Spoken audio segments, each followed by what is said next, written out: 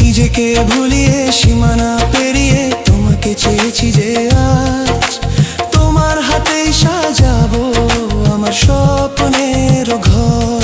আমি তোমার প্রেমে পড়ে দুনিয়া ভুলে গেছি।